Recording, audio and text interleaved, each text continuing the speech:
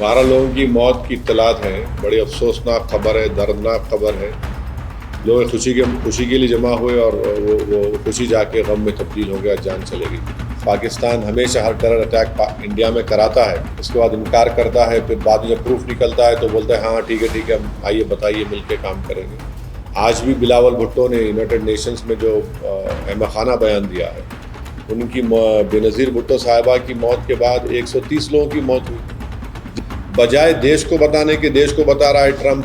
वो कौन होता है भाई? इस बात की हमको तकलीफ है। ट्रम्प को नहीं चाहिए था, भारत के प्रधानमंत्री को, भारत की पॉलिटिकल लीडरशिप को बताना चाहिए था। ये हमारे को इस बात की तकलीफ है।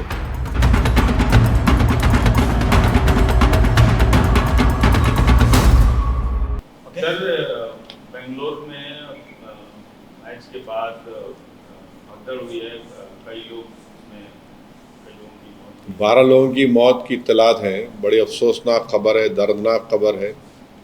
एक खुशी के मौके में इस तरह से स्टैम्पीड में, भगदड़ में लोगों की मौत हुई है और वहाँ की एडमिनिस्ट्रेशन को ये देखना पड़ेगा कि ऐसा क्यों हुआ और कौन जिम्मेदार है उसका। ये बड़ी अफसोसनाक बात है। बस तकलीफ दह बात है कि ये सरकार को देखना चाहिए। मैं उन तमाम पीड़ित परिवारों के साथ हूँ, मगर जब आप इतना बड़ा फंक्शन कर रहे हैं तो इन सब पॉसिबिलिटीज़ को सोचना चाहिए था। इस हादसे के बाद गवर्नमेंट की तरफ से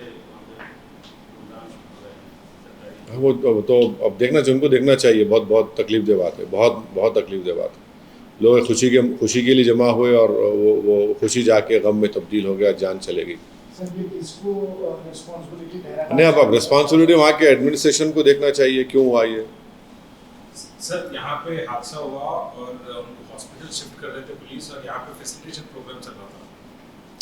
नहीं मालूम भाई, मेरे को तो नहीं मालूम, आपसे सुन रहा हूँ। बट बहुत ही अफसोसनाक चीज़ है, बहुत अफसोसनाक। सरकार इसका जवाब देना चाहिए। बिल्कुल, एडमिनिस्ट्रेशन वहाँ का लोकल एडमिनिस्ट्रेशन, उनकी जवाबदेही होनी चाहिए।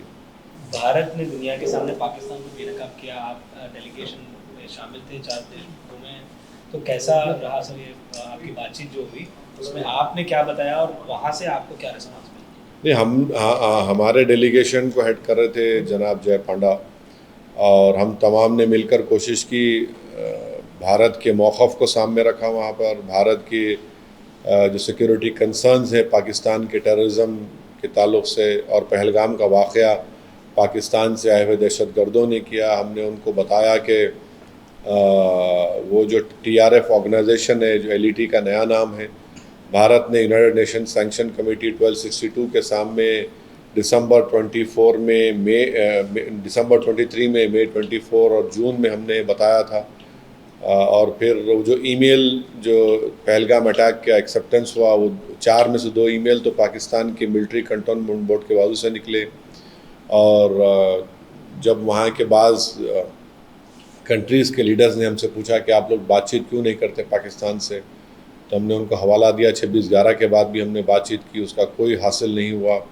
पठानकोट हुआ तो वहाँ की ISI की एजेंसी को नरेंद्र मोदी की सरकार ने गलत फैसला लेकर बुलाया, कोई हासिल नहीं हुआ। पाकिस्तान हमेशा हर टेरर अटैक इंडिया में कराता है, उसके बाद इनकार करता है, फिर बाद में जब प्रूफ निकलता है तो बोलता है हाँ ठीक है हम आइए बताइए मिल के काम करेंगे। आज भी बिलावल भुट्टो ने यूनाइटेड नेशंस में जो अहमखाना बयान दिया है कि एजेंसीज़ को मिलकर काम करनी चाहिए।